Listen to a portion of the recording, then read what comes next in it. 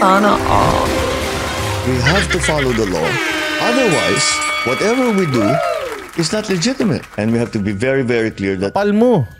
We have to follow the law pero hindi kayo nagfa-follow ng law.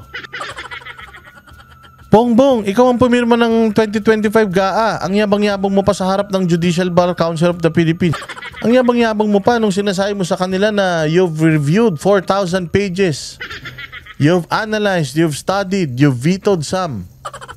You signed it, you reviewed it. Tapos ganito ka magnanakaw yung 2025 budget tapos sasabihin mo dumaan sa due process. Dapat nga, ma-impeach ka na kagad eh. Wala nang sabi-sabi, dapat ma-impeach ka kagad eh. Dapat mawala ka kagad sa posisyon eh.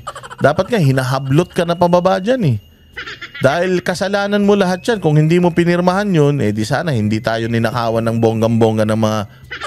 Taki mo, tatlong budget na yung pinirmahan mo. Puros, kawatan. Magandang araw mga banateros. Mabuhay ang bansang Pilipinas. Kamusta naman ang buhay-buhay? Ito na naman ang inyong pinakapaboritong fake news peddler sa bayat balat ng YouTube, Boss D. Another day, another uratan session, at papasakitin na naman natin ang mga katawan, atay, balumbalunan, puso, isip at kaluluwa ng lahat ng mga switik sa pamahalaan, lahat ng mga salot, lahat ng mga hayop, lahat ng mga animal, lahat ng mga kupal, lahat ng mga magnanakaw, sindikato, kurakot sa gobyerno, mga banal na aso, mga santong kabayo, mga linis-linisan, bait-baitan, mga demonyo, Satanas, Judas, Barabas, Hestas naman.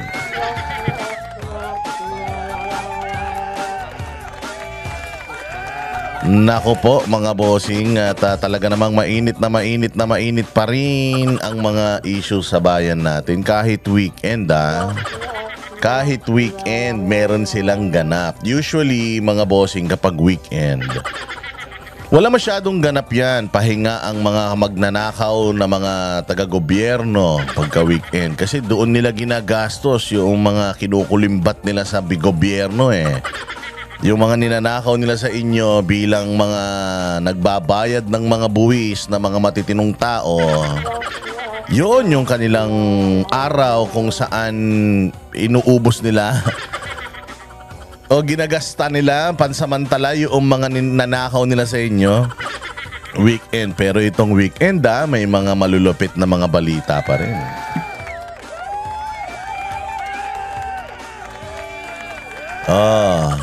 At simulan natin doon sa dito muna tayo pala. Dito muna tayo magsimula sa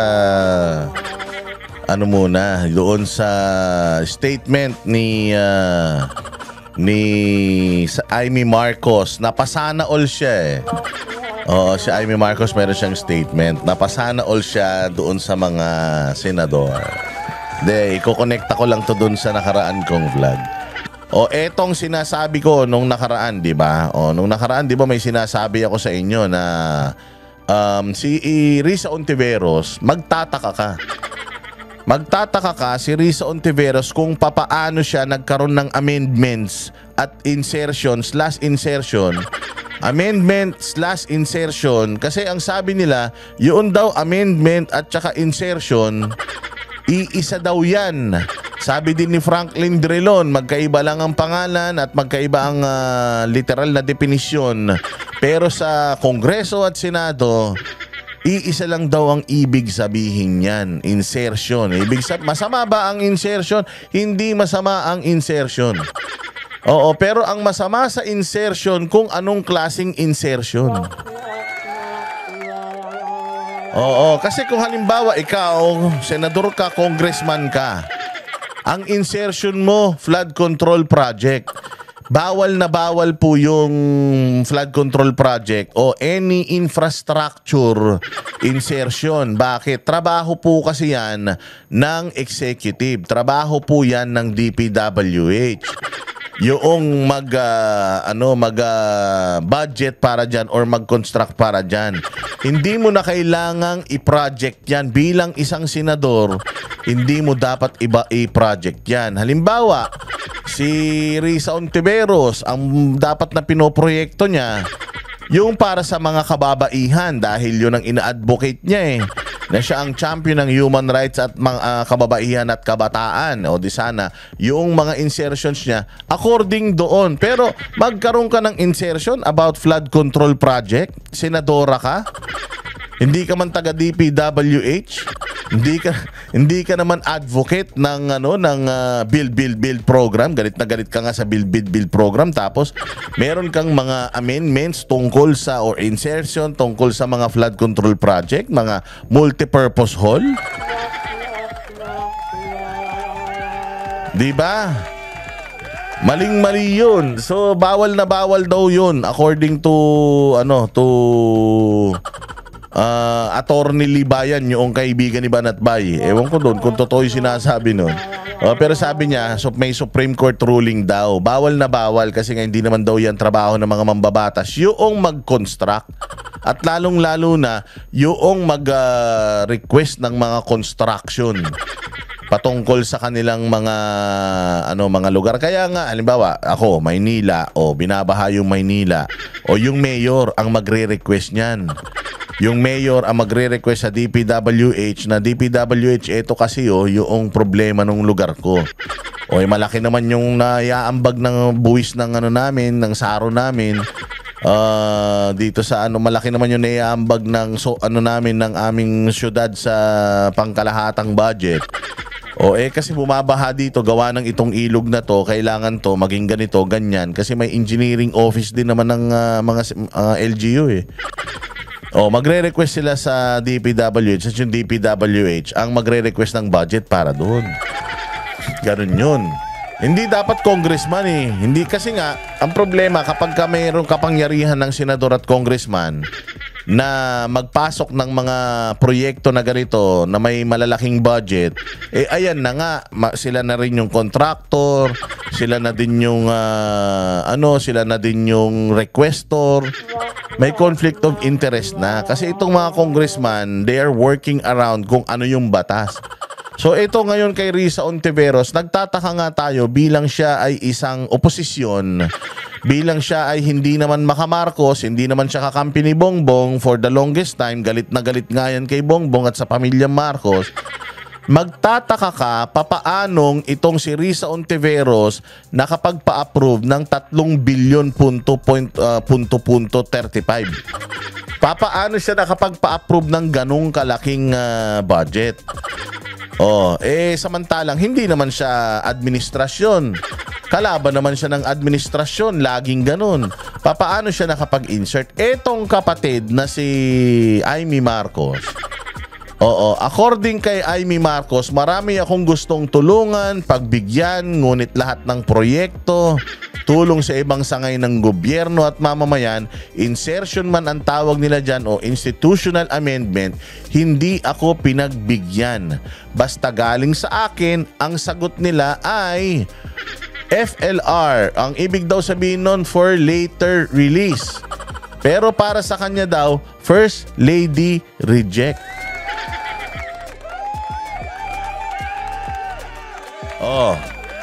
Ngayon, alam naman natin na itong si First Lady Marcos ay isang dilawang tae. Ito po ay pinsan ng hari ng mga dilawang bobo na si Mar Rojas, na kaibigan ng dilawang demonyo na si Pinoy at nung pamilyang mga Aquino, na mga dilawang satanas na pamilya.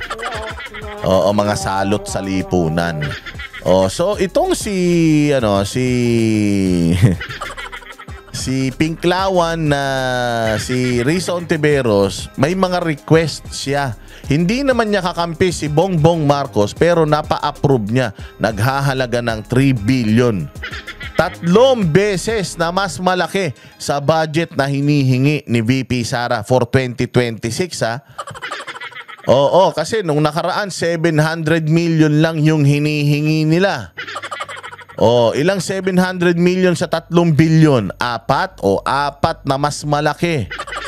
Yung insertion lang ni Risa Ontiveros kesa sa budget ni Inday Sara. Ang insertion ni Risa Ontiveros 3 billion. Sino ang nag-approve niyan? According to Amy Marcos, FLR. Baka daw First Lady release. Kasi nga, katulad ng sinasabi ko sa inyo, isang malaking question mark, makakapagpa-approve si Ontiveros ng ganung kalaki, nakalaban siya. Meron siyang ginawa sa administrasyon na ito. Kaya pinayagan yung kanyang mga insertions na yan. Kaya pinayagan niya mga insertions, constitutional or institutional amendments. Palagay ko dahil dyan sa FLR na yan. First Lady release. Sino ba ang mga kalaban? Di ba kalaban Duterte, Pastor Quiboloy, SMNI. Itong mga dilawan na to, you can always connect them to the Reds. It meaning yung mga makakaliwa, you can always connect Liberal Party to the left. Hindi ba nung panahon ni Marcos Sr. ang naging problema niya? Itong sila Ninoy na di umano mga komunista. Ngayon ganun din.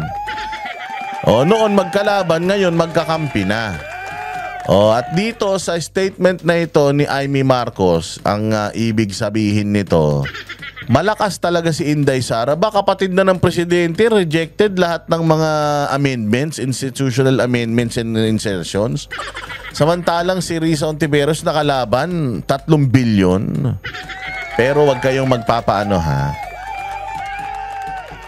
pero mga bossing, wag kayong magpapalinlang dito sa insertion na to. Ang malaking question mark kasi dito kung bakit itong si Risa Ontiveros biglang tinira ng administrasyon. Kasi kung si Risa Ontiveros ay nakakuha ng pabor sa administrasyon, nagtatrayduran itong mga makakaliwa at saka itong administrasyon. Nagtatrayduran sila. Bakit? Naggagamitan sila, pero kapag kagipitan na, nilalaglag nila yung isa't isa. Magtataka ka. Di ba, paano siya nakakuha ng ganito kalaking budget? Hindi naman siya alyado. Dahil nakinabang siya dito sa pera ng taong bayan through projects. Hindi ko sinasabing ninakaw niya yan Although madami na ngayong mga kumakalat sa social media na mga proyekto niya na mga hindi tapos. Dito kasi ang pinalalabas nila dito, si Risa Ontiveros, ipokrita. Si Risa Ontiveros kunyari champion ng human rights at walang kabahid-bahid na putik sa katawan. Walang karumi-rumi. Pag gumising daw yan, amoy angel's breath yung hininga niyan. Ganun ang packaging kay Risa Ontiveros Bakit biglang nilaglag siya ng gobyerno ngayon? Bakit ko sinabing gobyerno? Out of the blue? Out of the blue biglang inopen ni Katunying na bata ni Lisa Araneta at Bongbong Marcos, bigla niyang inopen sa kanilang radio program. Itong si Risa Ontiveros, alam kasi nila na ipokrito ang tingin ng mga mamamayang Pilipino kay Risa Ontiveros. Alam nila na triggered ang tao basta nakikita yung mukha ni Ontiveros, yung lubog niyang pisngi. Basta yung bukbok niyang mukha at tuyot na buhok niya. Pag nakikita ng mga ng mga netizen Pilipino, gigil na gigil. Lalo na kapag kinargahan mo na ang Risa Ontiveros na linis-linisan, meron palang tinatagong baho. Ang lakas nung balita na yun, mga boss. Nung inilabas ni Katunying yun, magugulat ka din papaano nagkaroon si Katunying noong mga information na inilabas niya, yung mga listahan at kung ano-ano yung mga proyekto. Di ba? Paano magkakaroon si Katonying? Ano yon? Broadcaster, di ba si Katonying? Araw-araw, ang daming issue ng bayan. Ano yon? Natulog siya. Tapos paggising niya, ay, tingnan ko nga si Risa Ontiveros kung may budget insertion siya. Hindi ba out of the blue bigla niyang sinabi na ako'y gulat na gulat. Sa totoo lang, hindi ko talaga ini-expect na ang isang Risa Ontiveros na linis-linisan. Meron din palang mga insertions at mga amendments. Di ba? Bigla niyang inopen up yun O ngayon, eto naman si Risa Ontiveros. Akala niya hindi siya ilalaglag nung pamahalaan na lihim niyang pinagsisilbihan talaga.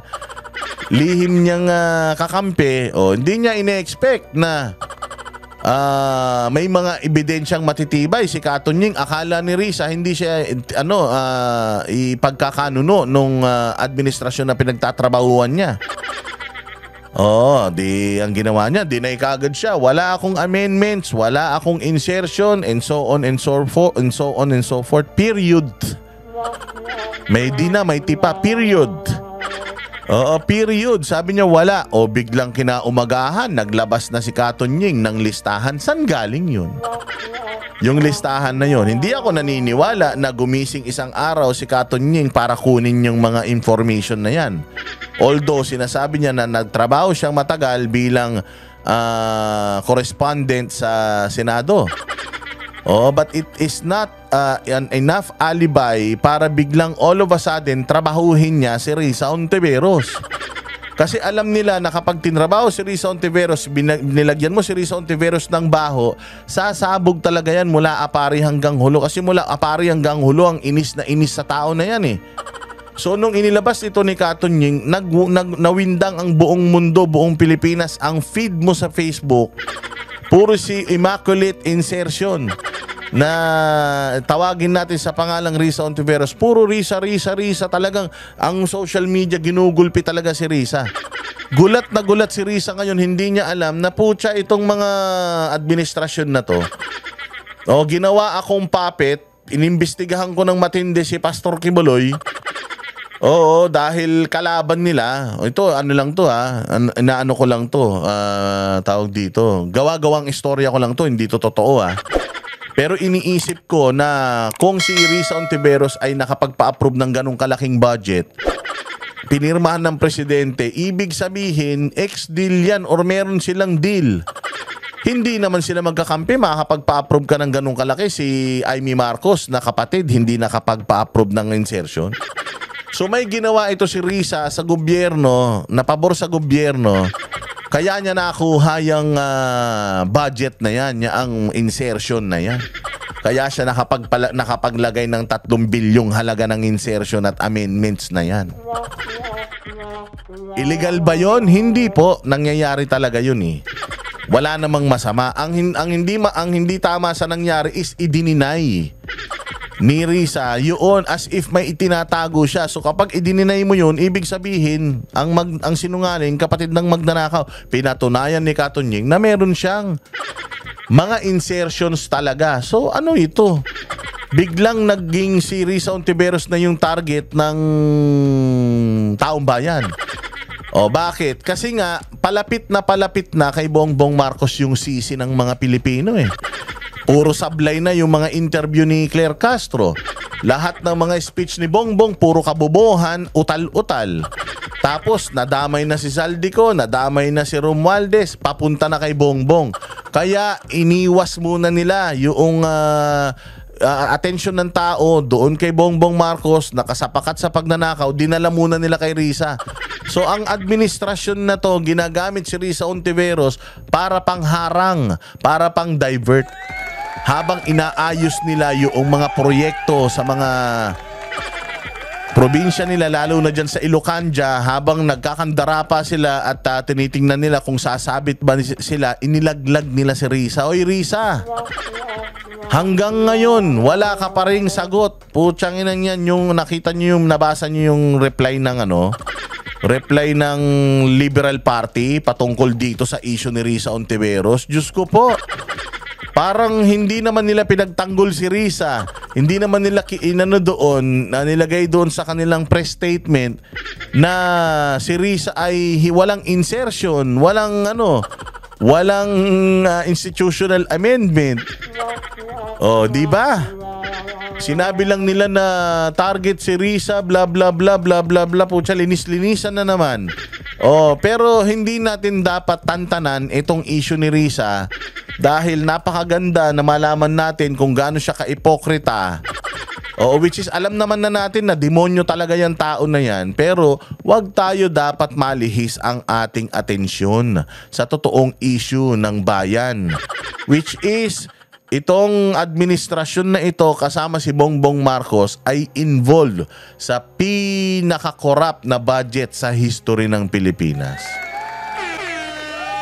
Lagi nyong lagi nyong ilalagay sa isip niyo yan. Lagi kong pinag-aapoy ang mga damdamin ninyo patungkol sa gaano kayo kahirap versus gaano karangya ang buhay ng mga hinahalal nyo sa gobyerno.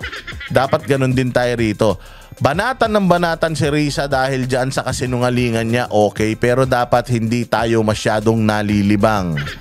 At nakakalimutan na natin na ang totoong problema ng Pilipinas si Bongbong Marcos. Wala naman talagang problema kay Risa Kahit mamatay si Risa mamaya, wala namang mangyayari sa Pilipinas na pagbabago So ibig sabihin, hindi si Risa ang issue. Part lang siya ng problema.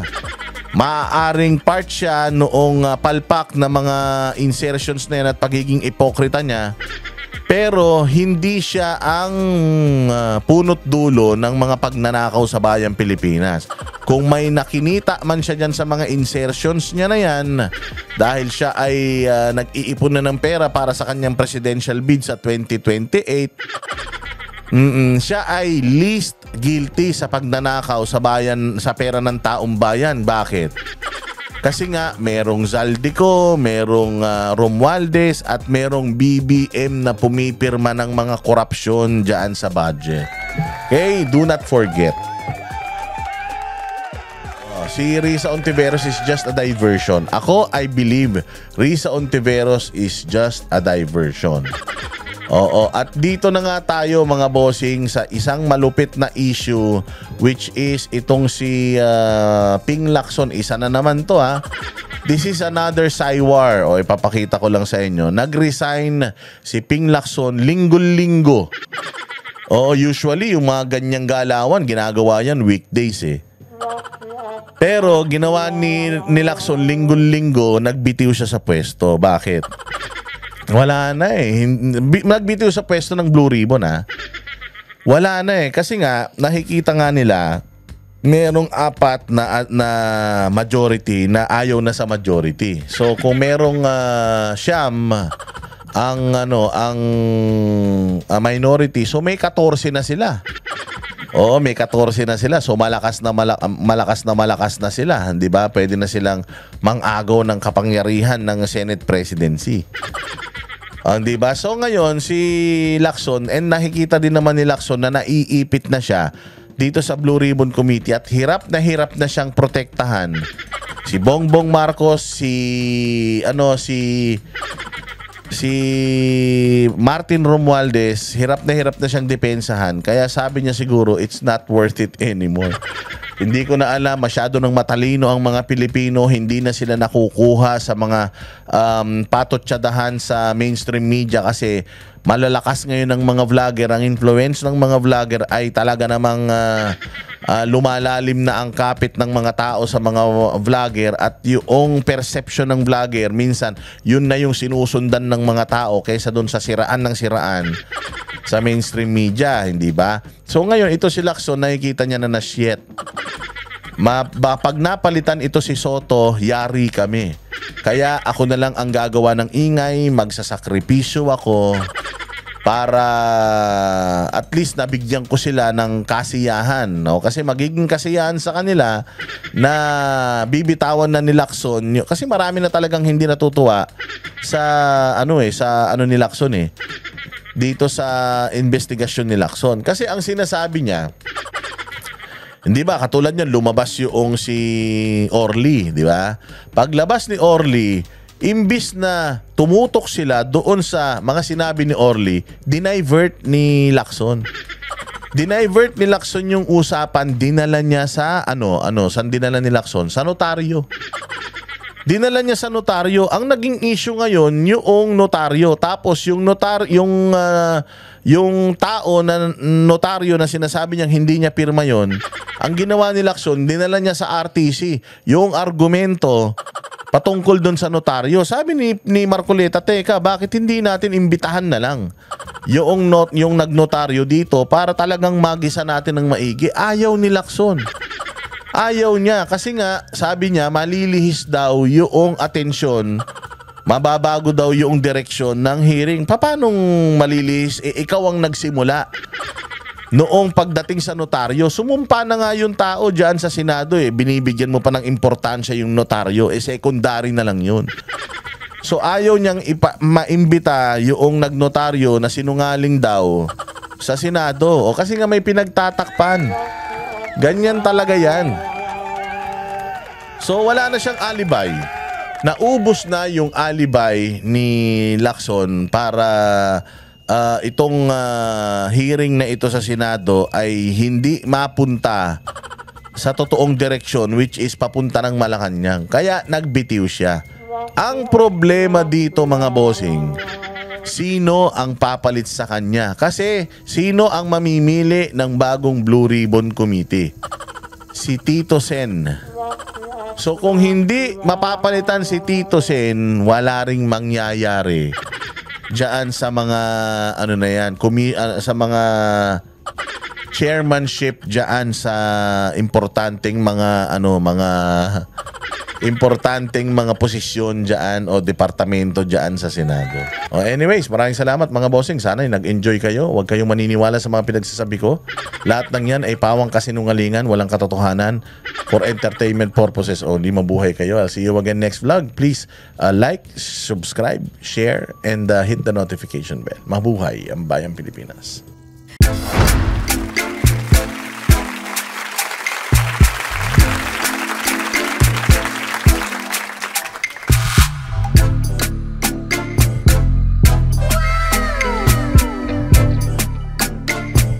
Performance will start momentarily.